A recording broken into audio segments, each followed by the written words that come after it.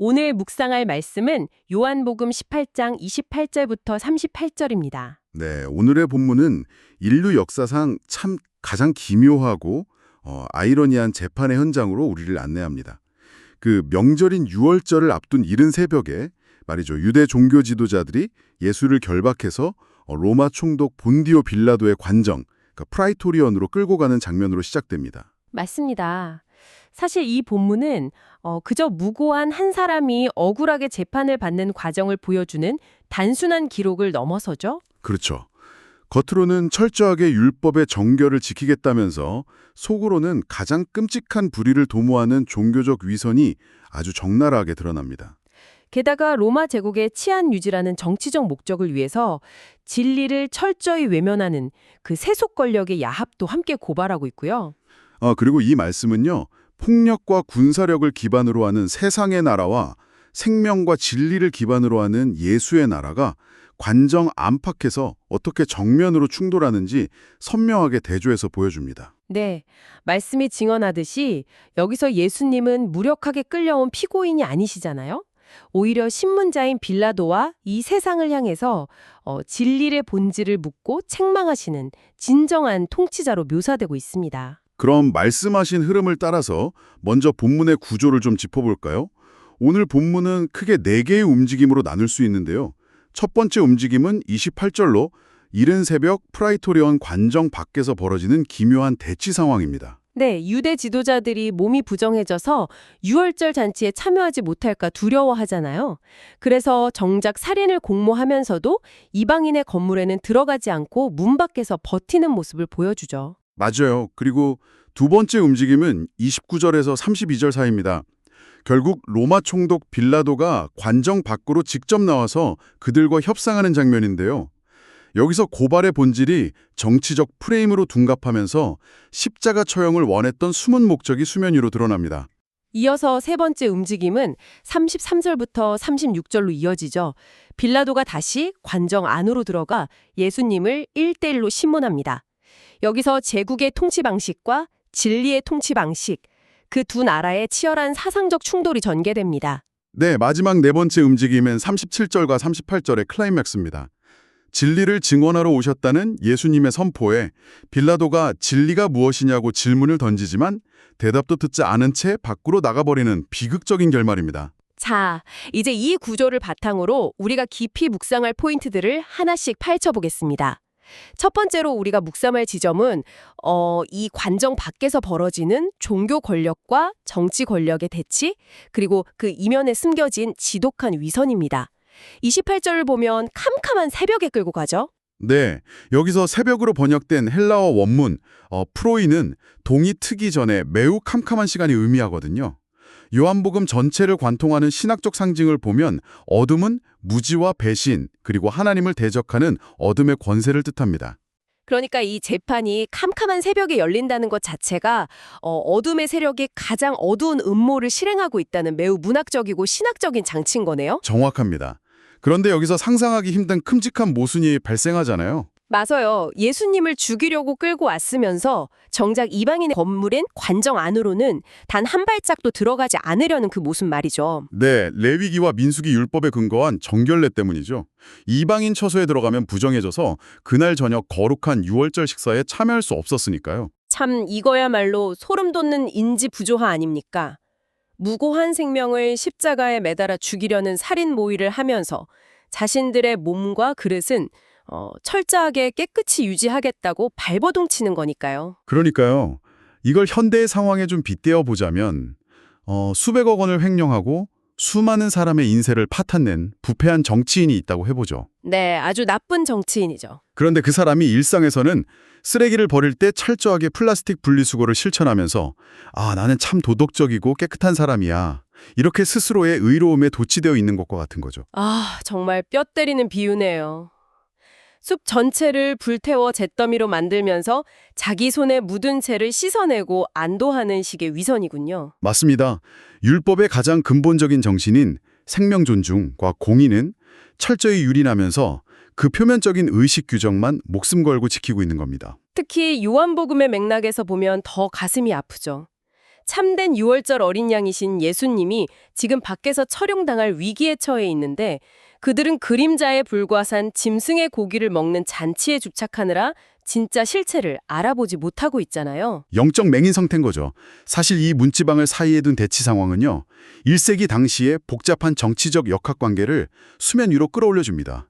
유대 지도자들이 안으로 안 들어오니까 결국 제국의 최고 권력자인 빌라도가 밖으로 직접 걸어 나오잖아요. 네, 식민지 백성들을 종교적 결벽증에 맞춰서 제국 충독이 밖으로 나온다는 이 구도 자체가 참 대단히 이례적이고 아이러니한 장면입니다. 그 이면에는 서로를 경계하면서도 필요로 하는 관력들의 불편한 동거가 자리 잡고 있습니다. 빌라도는 과거의 황제 흉상이 새겨진 군기를 예루살렘 성전에 들여오려다가 유대인들의 거센 폭동에 굴복했던 뼈아픈 실책이 있거든요. 게다가 지금은 수십만 명의 순례객이 몰려드는 최대 명절 유월절이잖아요. 도시 전체가 거대한 화약고 같은 상황이었을 텐데 폭동을 방지하려면 현지 종교 지도자들의 협조가 절대적으로 필요했겠네요. 반대로 유대 지도자들 입장에서도 빌라도의 권력이 절실했습니다. 자기들의 권위에 도전하는 예수님을 완벽하게 제거하고 싶은데 로마 식민 지배 하에 있던 그들에게는 반역자를 처형할 합법적인 사형 집행권이 없었으니까요. 아, 그래서 이른 새벽부터 최고 권력자의 단잠을 깨우면서까지 관정으로 끌고 온 거군요. 예수라는 무고한 희생양을 제단에 올리면서 서로의 정치적 안위를 보장받으려는 불의한 야합이네요. 네, 여기서 우리는 두 번째 묵상 포인트로 나아가게 됩니다. 바로 고발 내용의 교묘한 전환과 그들이 굳이 원했던 십자가형의 이중적 낙인입니다. 29절에서 빌라도가 묻죠. 너희가 무슨 일로 이 사람을 고발하느냐? 그러자 그들이 막연하게 대답하잖아요. 이 사람이 행악자가 아니었더라면 넘기지 아니하였겠나이다. 아주 두루뭉술하게 넘어갑니다. 네, 산전수전 다 겪은 빌라도가 그 얄팍한 속내를 간파 못할 리 없죠. 피고인의 몰골을 보니 제국의 반란을 일으킬 군사적 위협이 전혀 아니거든요. 그래서 31절에서 너희가 데려다가 너희 법대로 재판하라며 선을 딱 긋습니다. 그러니까 순수한 종교 문제면 로마 사법체계를 끌어들이지 말고 알아서 하라는 일종의 정치적 거리두기군요.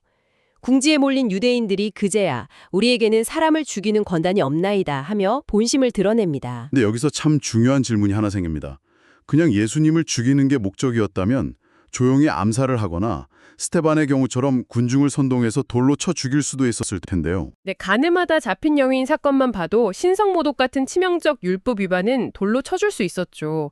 그런데 굳이 로마 총독을 끌어들여 십자가 처형을 원한 진짜 이유가 뭡니까? 바로 그게 이 심층 묵상의 핵심입니다. 율법에 따라 돌로 쳐 죽이면 내부의 종교적 징계로 끝나지만 십자가형은 달랐거든요. 십자가는 예수님에게 이중의 완벽한 낙인을 찍어서 영원히 매장할 수 있는 아주 잔혹한 도구였습니다. 이중의 낙인이라면 신학적인 낙인과 정치적인 낙인을 모두 의미하시는 거군요. 정확합니다. 첫째는 종교적, 신학적 낙인이죠. 신명기 21장 23절을 보면 나무에 달린 자는 하나님께 저주를 받았음이니라 이렇게 명시되어 있잖아요. 아, 그러니까 십자가에 매달아 죽이면 단순한 억울한 선지자가 아니라 하나님께 완전히 저주받아 버려진 자로 낙인 찍히게 되는 거네요. 맞습니다. 그리고 둘째는 정치적 낙인입니다. 십자가형은 로마 제국이 반역자들에게만 내리는 가장 치욕스러운 공개 처형 방식이었거든요. 예수님을 로마 제국 전복을 꾀한 정치적 반역자로 만들면 제자들과 남은 무리들도 국가 반역단체로 몰려서 철저히 진압될 테니까요. 그렇죠. 다시는 누구도 감히 예수의 이름을 입에 올리지 못하게 하려는 참으로 치밀하고 섬뜩한 악의가 깔려 있었던 겁니다. 자기들 손에는 피 한 방울 안 묻히고 정적을 완벽히 제거하려 했네요. 그런데 32절은 이 불의한 정치적 계산을 전혀 다른 차원에서 해석해내잖아요.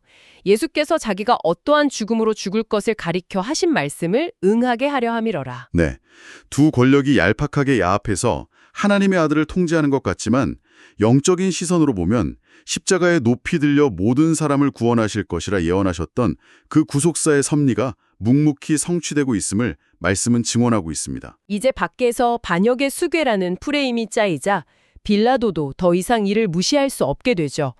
여기서 세 번째 묵상 포인트인 관정 안에서의 신문, 즉 두 나라의 본격적인 충돌이 시작됩니다. 33절을 보면 빌라도가 다시 관정 안으로 들어가 예수님을 불러드립니다. 밖에는 율법의 껍질에 갇힌 종교 지도자들이 서 있고 안에서는 제국의 무력을 대변하는 로마 총독과 포승줄에 묶인 평화의 왕 사이에 1대1 신문이 벌어집니다. 빌라도의 첫 질문이 아주 직설적이죠. 너가 유대인의 왕이냐? 다른 복음서들을 보면 무리들이 밖에서 예수님이 세금 납부를 금지하고 선동했다고 압박했거든요. 네, 빌라도 입장에서는 진짜 팍스 로마나를 위협하는 반역의 핵심 인물인지 묻고 있는 겁니다. 그런데 예수님의 반응이 일반 피고인들과는 완전히 다르잖아요. 변명하거나 두려워하기는커녕 오히려 신문관을 향해 역질문을 던지십니다. 이는 네가 스스로 하는 말이냐? 다른 사람들이 나에 대하여 네게 한 말이냐? 사실상 재판정에 포박된 죄수가 최고 권력자를 신문하는 듯한 이 질문, 겉으로 보기엔 참 무례해 보일 정도로 기백이 넘치죠. 빌라도가 쥐고 있는 권력의 허상을 꿰뚫어 보시는 겁니다.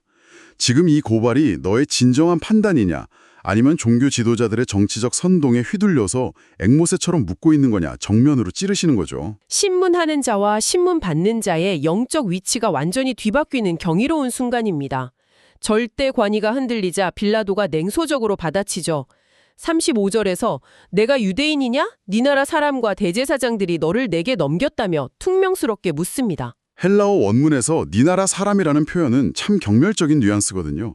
너희 유대인들 내부의 미개한 종교 분쟁에 왜 나를 끌어들이냐는 제국 관료의 오만함이 묻어납니다. 바로 그 순간 요한복음 18장의 핵심이자 신약성서 전체의 세계관을 요약하는 위대한 선언이 등장하죠. 36절입니다. 내 나라는 이 세상에 속한 것이 아니니라. 이 선언은 내 나라는 죽어서 가는 천국이니 현실 정체엔 관심 없다는 식의 도피가 결코 아닙니다. 오히려 빌라도가 맹신하고 있는 제국의 통치 방식 자체를 근본적으로 해체하는 선언이죠. 만약 힘과 폭력의 나라였다면 내 종들이 싸워서 나를 넘겨지지 않게 했을 것이라는 일종의 팩트 폭행 아닙니까? 아, 맞습니다. 내가 무력 하나 없이 쇠사슬에 묶여 홀로 서 있다는 이 물리적 현실 자체가 내 나라의 통치 원리가 네가 아는 폭력의 차원이 아님을 완벽하게 증명한다? 이런 압도적인 논리입니다. 이 관정안의 대화는 두 통치 방식의 본질적인 대비를 보여주죠. 억압과 공포로 사람들을 굴복시키는 세상의 나라, 그리고 대속의 사랑과 섬김, 생명의 진리를 통해 마음을 항복시키는 하나님의 나라의 거대한 충돌입니다. 무력, 군대, 세금이라는 힘의 논리밖에 모르던 빌라도에게 싸우지 않는 이 예수님의 나라, 바실레아 개념은 너무나 이질적인 외교어처럼 들렸을 겁니다. 안도감과 동시에 엄청난 혼란을 느꼈을 거예요. 그래서 37절에서 묻죠. 그러면 네가 왕이 아니냐?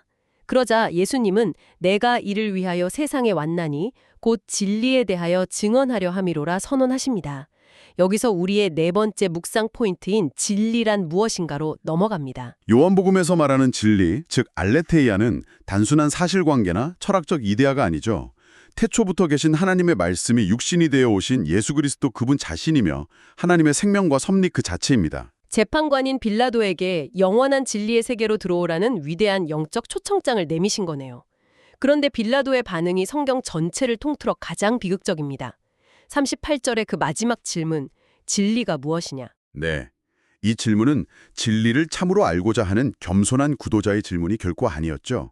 철저히 냉소적이고 허무주의적인 조소였습니다. 진리, 그딴 게 밥 먹여주냐? 눈앞의 무력만이 세상의 진짜 힘이다. 이렇게 비웃는 극단적 실용주의자의 태도군요. 너무나 뼈아픈 역설은 영원한 진리 그 자체이신 주님이 바로 눈앞에 계시는데도 빌라도는 정작 그 질문을 허공에 던져놓고는 단 1초의 대답도 기다리지 않은 채 뒤돌아서 나가버렸다는 겁니다. 진리가 무엇인지 묻는 척했지만 오직 폭동을 잠재우고 자기 안위를 지키는 데만 몰두했던 거네요. 무죄는 선언했지만 참된 진리는 회피하고 외면해버린 영적 맹인의 완벽한 증명입니다. 네, 진리에 속하지 않은 자의 비극적인 단면이죠. 오늘 본문이 던지는 이 무거운 영적 질문들을 가슴에 안고 깊이 묵상하시기를 바랍니다. 우리는 과연 껍데기뿐인 율법을 지키며 스스로 의롭다 여기는 종교 지도자들과 닮았습니까? 아니면 진리를 냉소하며 바쁘게 관정 밖으로 걸어나가 버리는 빌라도와 닮았습니까?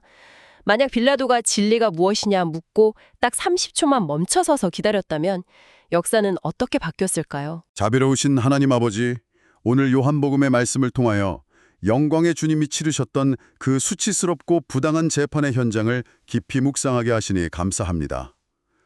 종교적 예식과 표면적인 정결에만 집착하면서도 정작 생명의 주님을 십자가에 내어주려 했던 율법주의자들의 어리석음이 혹시 우리의 마음속에도 숨어있지는 않은지 두렵고 떨리는 마음으로 돌아봅니다. 모양만 남은 신앙의 껍데기를 온전히 벗어버리고 삶 속에서 주님의 긍휼과 참된 진리를 행하는 온전한 제자가 되게 하여 주시옵소서. 또한 진리가 무엇이냐고 묻기만 할 뿐 정작 진리의 음성을 듣기를 거부한 채 자신의 안위만을 위해 세상으로 등을 돌려버린 빌라도의 냉소적인 모습이 우리 안에도 도사리고 있음을 회개하며 고백합니다. 무력과 실용주의가 지배하는 세상의 나라 속에서 살아가는 저희가 당장의 이익에 눈이 멀어 영원한 진리를 조롱하거나 회피하지 않게 하옵소서. 폭력과 억압이 아닌 십자가의 끝없는 사랑과 섬김으로 세상을 이기신 주님의 나라, 그 위대한 하나님의 나라가 오늘 우리 일상의 참된 통치 원리가 되게 하여 주시옵소서. 늘 분주하고 소란스러운 세상 속에서도 주님을 향해 질문을 던진 후 그 응답을 듣기 위해 잠잠히 멈춰서서 기다리는 거룩한 침묵의 시간을 잃지 않게 하옵소서. 그리하여 매일의 삶 속에서 진리 되신 주님과 깊이 교제하며 생명의 길로 나아가는 은혜를 충만히 누리게 하옵소서. 예수님의 이름으로 기도합니다. 아멘.